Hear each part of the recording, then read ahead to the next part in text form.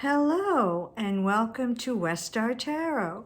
I'm Liz and I'm here today to do something that I rarely do on my channel, and that is an unboxing.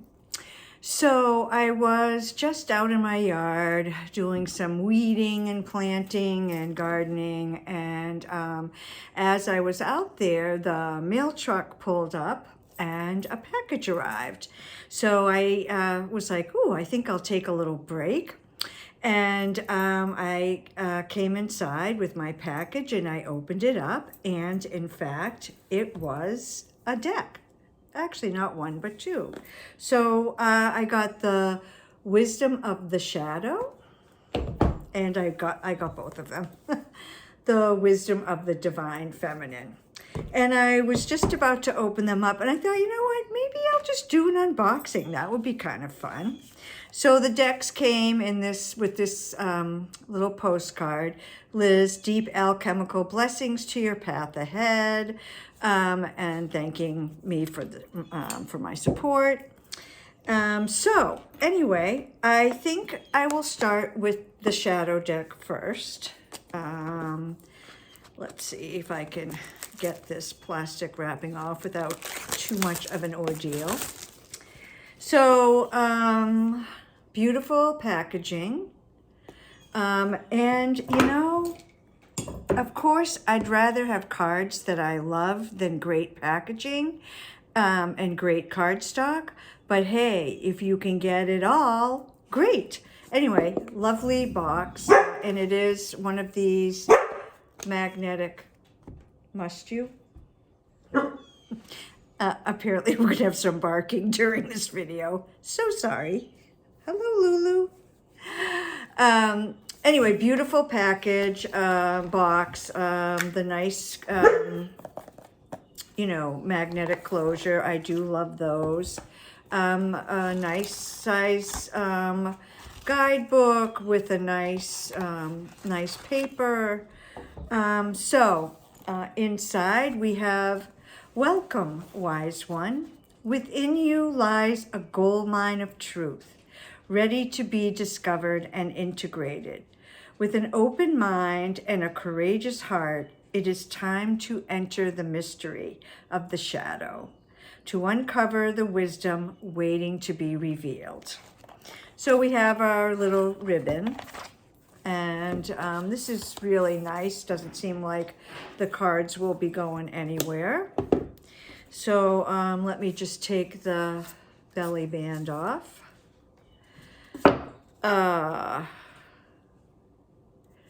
Beautiful, kind of shadowy edging on here, like a deep, almost chocolate bronzy color, but it looks lovely with the backs, and I do like the backs.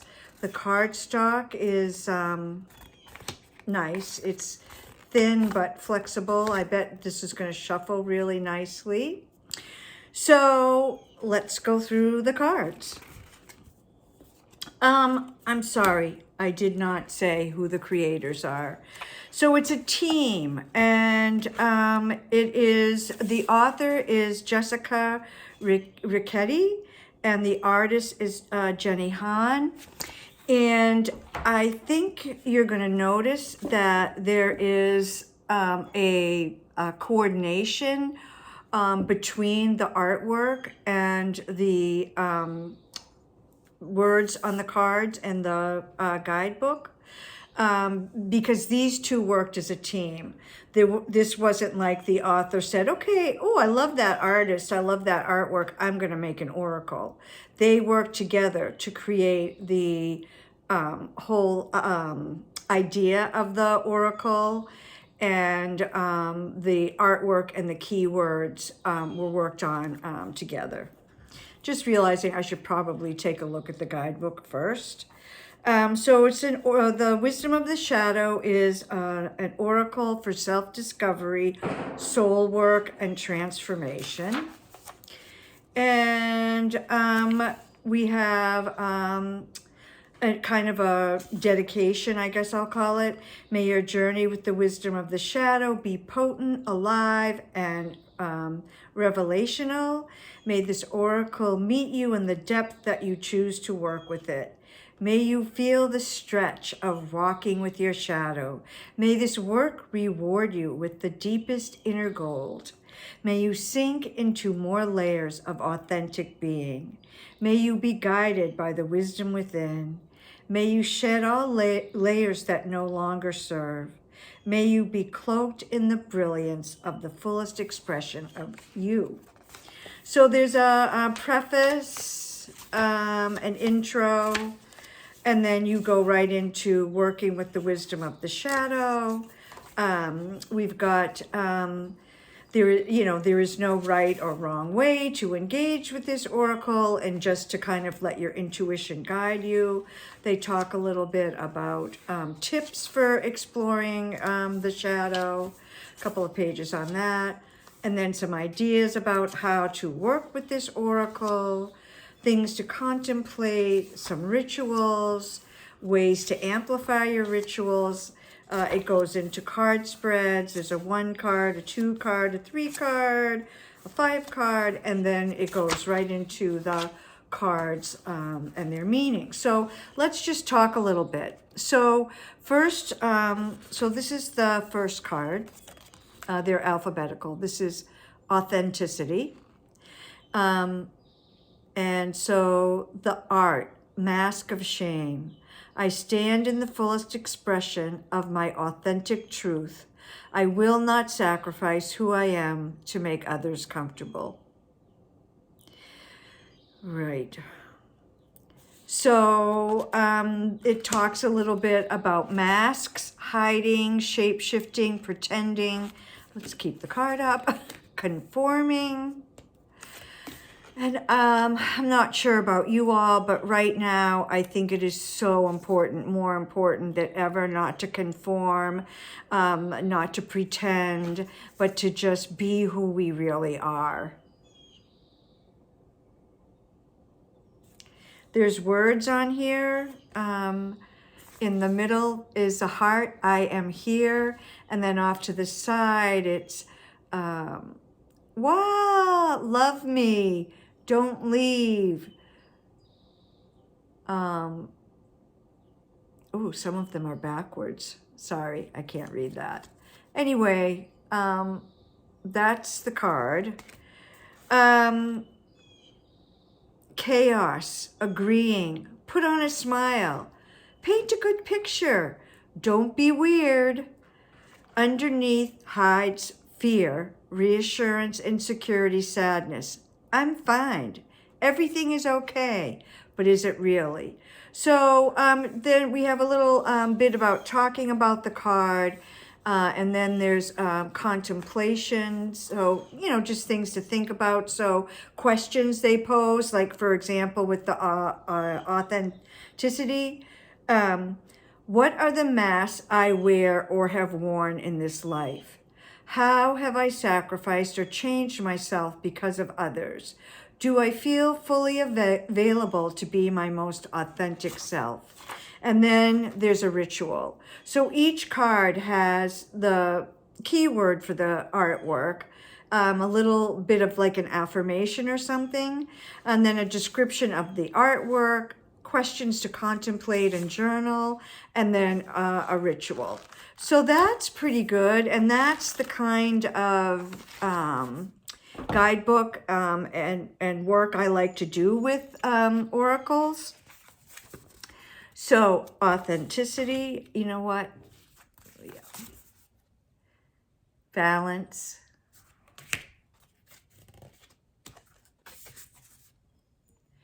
Boundaries. Get the fuck away from me. Love it. Get away. Fuck you. Leave me alone.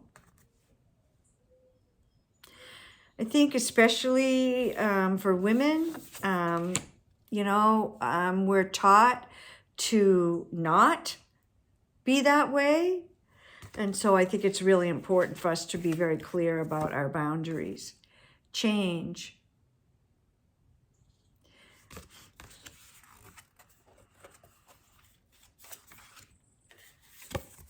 confusion.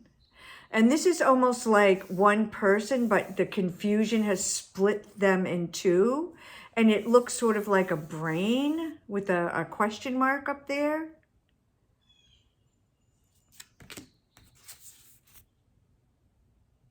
Connection. Courage. And it does take courage to face the shadow and work with the shadow and to dive deep within. There you are, and she's in her little boat, and there's all kinds of little monsters and creepy things on the side, and you know, where is she going? It looks like there's kind of some rapids, and she's holding on for dear life. She's pulling on her inner courage. Dependency.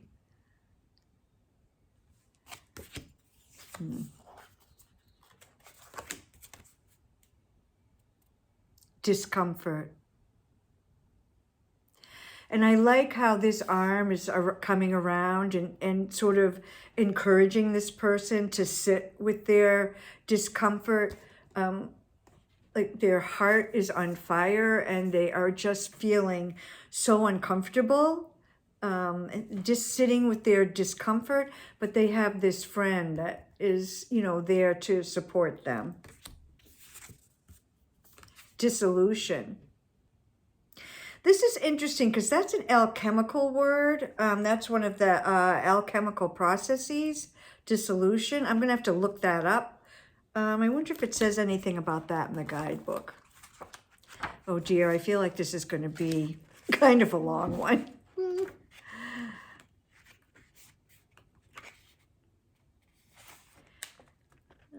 I don't see. Yes, here it is. This state of alchemy, transformation, and shifting quite literally creates a new essence, a new possibility. We can be so scared to lose ourselves that we strengthen the grip and our attachment to what we desire something to be. In doing so, we hold on to outdated ideas and versions of ourselves that are keeping us from the fullest expression of our desires. Here are the contemplations. What is ready to dissolve that I have been holding on to? How can I sink more deeply into trust of the unknown? What possibilities would I open to if nothing held me back? Love that. So there's a little bit of alchemy. Oh, doubt. She's underwater. You can see the bubbles coming out from her mouth. Self-doubt. Look at her face. Emotion. So this almost looks like a heart shape.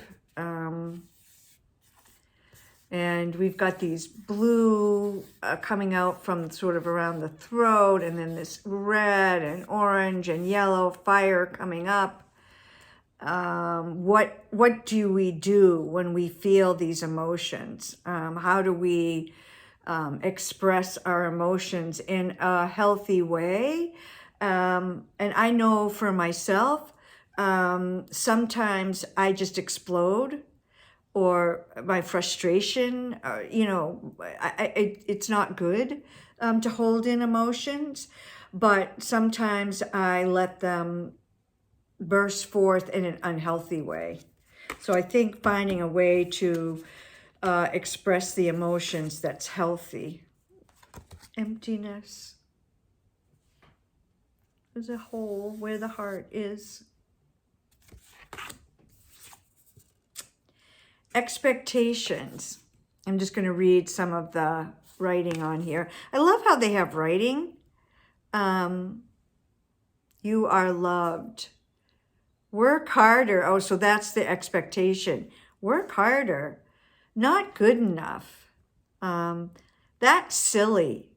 Oh, I hate it when people tell me something I said is silly or not valuable. Wow. Sorry, I can't read at some of these. I'm going to have to really... You're working her to death. Wow. And yet there's work harder too, right? So setting up expectations on ourselves. I think sometimes we put expectations on ourselves that are more stringent than what others put on us. Sometimes it is the others that have these expectations of us. Maybe sometimes we think people have expectations of us when really they're our own. We put too high a standard to attain and it becomes unattainable. Fear. And you know, sometimes you get that. It's in your gut. And you almost feel like your gut's going to come out. Your guts are going to, it's like a, you know that expression, your blood runs cold? It actually, I've actually had that happen with fear, that I do feel like my blood has turned to ice water. Wow. Oh, and look at all these people. Oh, look at all this negative energy coming into this person. Wow. Wow. Frustration. Ooh, one of my favorites. I'm trying to work with frustration. I'm trying to be a little bit more go with the flow zen about it, so that, because I find that it's sometimes really little things that get me like 0 to 60 frustrated in an instant. I'm going to just quickly look at the book and see what it says about this.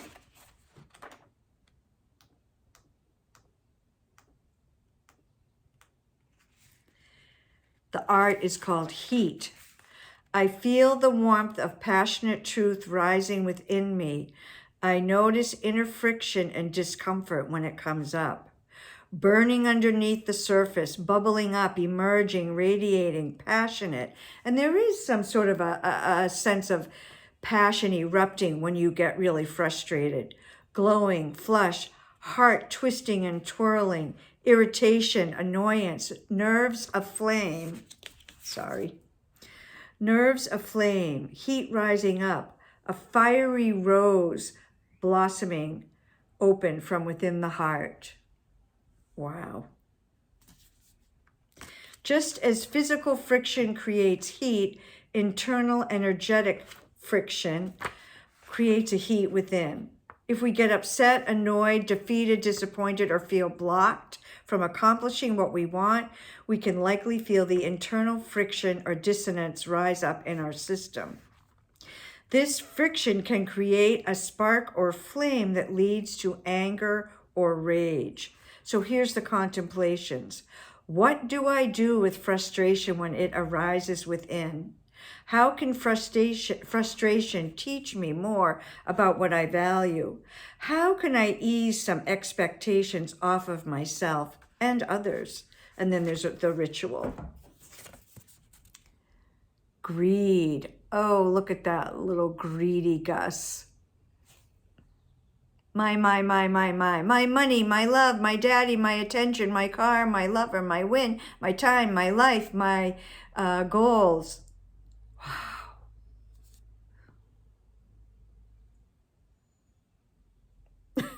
Wow. You know, we live in a culture that, you know, capitalism is all about my, buy, right? So it'll be interesting to work with this card and see what comes up. Grief. It looks like a waterfall of tears coming down into this ocean. And one thing I notice about grief is it does seem to come in waves. Like you might be fine for a while and then all of a sudden, you know, you get this wave of grief and then it subsides and then you get another wave of grief. Identity.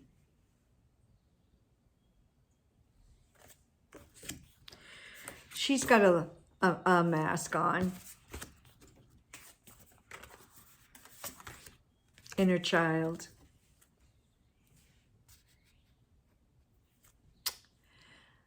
Oh, that's lovely.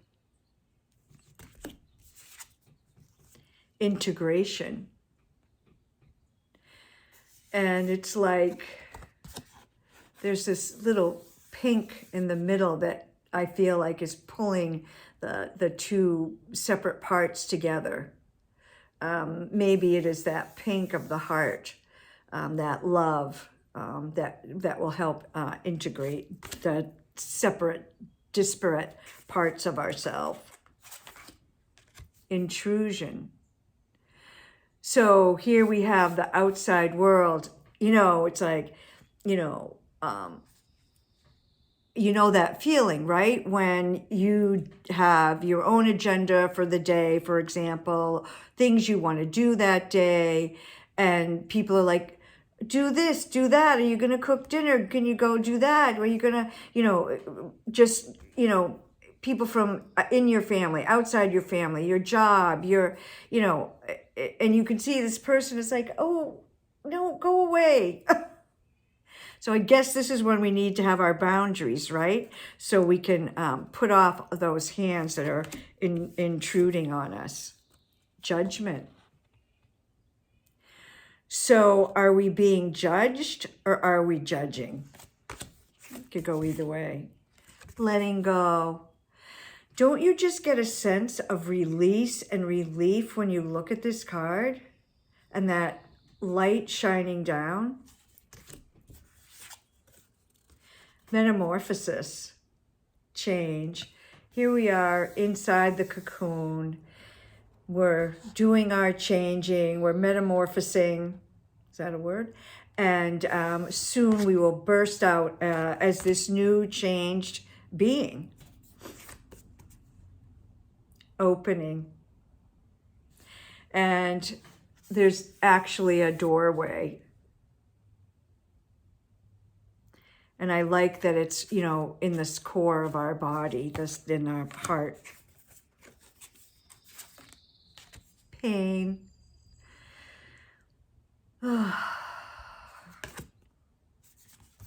So you can see down here, it's like, the nerves of the spine are where, the pain, physical pain comes from, right? And you can see in her hands, that red pulsing pain. Is it arthritis? What is it? She's got this physical pain, but it can also be emotional and spiritual pain, right? There's all different kinds of pain. How will we deal with that? Oh boy. Panic. I don't know. I just looked at this and I don't know why I thought Nine of Swords. I don't necessarily consider the word panic to be a key word of the Nine of Swords, but just something about this card made me think about the Nine of Swords. Maybe sort of this nightmarish, I can't sleep, I'm panicking. Oh my gosh, look at the gut. Is it focusing? Oh my goodness. And the heart. And the head. What is causing us to panic? Rage.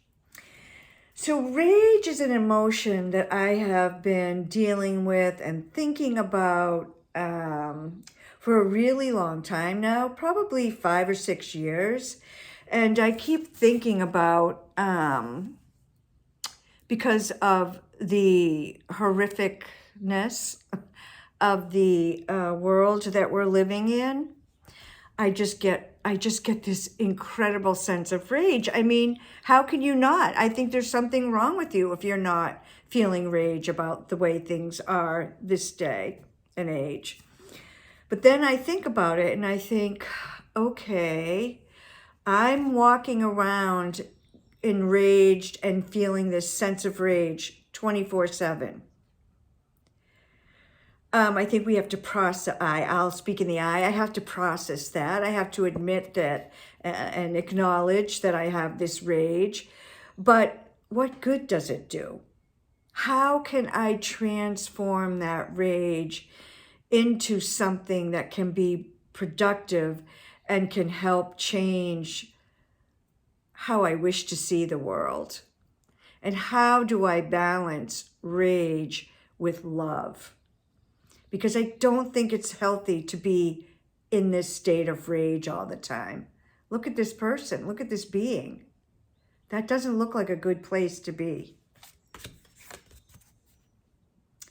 Reflection. Beautiful.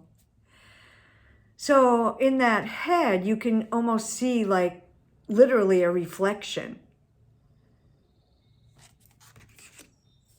Really interesting keywords. Really, resilience. It takes resilience to investigate and dive deep into the shadow and to find out what doesn't serve us anymore and how to process that and release it and move on into a healthier place. Resistance. So I like how it's like red, stop, right? No, stop, come no further. Resistance, if you're resisting change or resisting growing and evolving, then I guess it's not a good thing. But if you're resisting people who are intruding on you or who are not respecting your boundaries, then it can be a good and a healthy thing, right? Rising. Have to think about that one. Lulu. Sadness. I have to say that this artist, Jesse Hahn, has done an incredible job. There's going to be more barking because someone's walking by. Has done an incredible job of capturing emotions and feelings in this artwork. It's really quite amazing, isn't it? Like, don't you get this sense of sadness when you look at this card? I really do.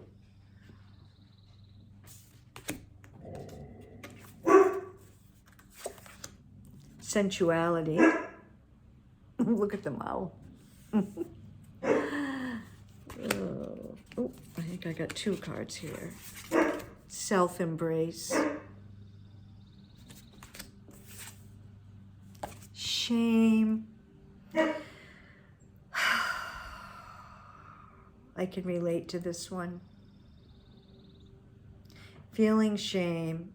And again, like many of these cards, we can look at this from two perspectives. So we can think about what is shaming us, who is shaming us, how are we allowing ourselves to be shamed, how do we shame ourselves, but also, are we shaming someone else, another loved one? I'm thinking as a parent, have you shamed your child or, shamed your partner or a friend? Or so it's not just feeling shamed and being shamed ourselves, but are we in fact shaming others? Soul care.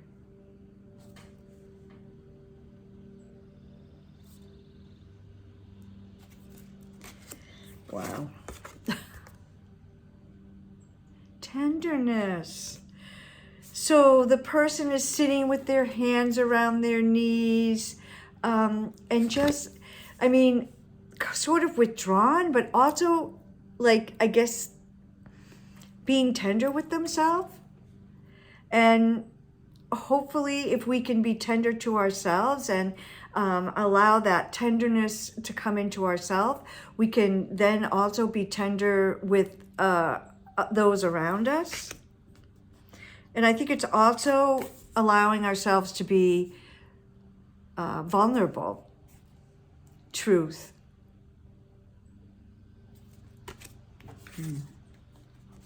victory. Oh, and there's people here holding on to the, almost like they're climbing up. So are people, wow. It's almost like they're trying to, get a free ride piggyback onto you and your victory. I don't know, I'll have to see about that one. Voice. Oh. Ah! Yes, speak your truth. Let your voice ring out. Don't be afraid. Don't be ashamed. Don't be intimidated. Open your mouth and let that expression come out.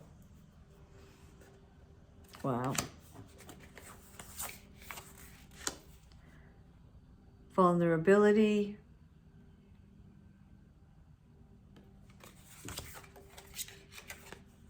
Wisdom. Whoops. I thought there was an...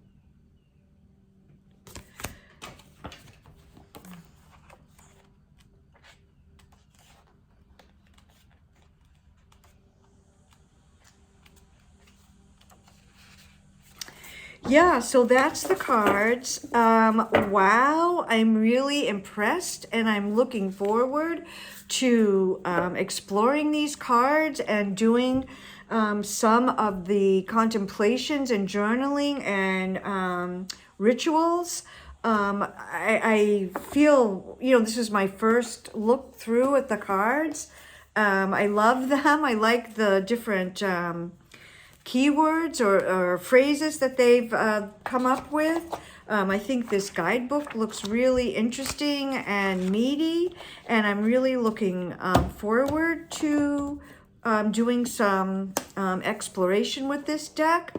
As I am now at 32 minutes, I think I'm going to just make a separate video for the Wisdom of the Divine Feminine, because I really don't want an hour-long video. So I'm going to just stop here and say, wow, I'm excited about this. I love the quality of it. I'm feeling really happy about this and glad that I bought it. So, I will probably do another video once I've worked with both of these decks, maybe separately and together. I'm going to do a separate video just of the Wisdom of the Divine Feminine, and I'll post that. But I'm really excited and looking forward to working with this deck, and fingers crossed about the Divine Feminine one as well. So I would love to hear your comments. Have you bought this deck? Do you have this deck? Have you worked with this deck? What do you think about it? Yeah, so anyway, happy Friday, everyone.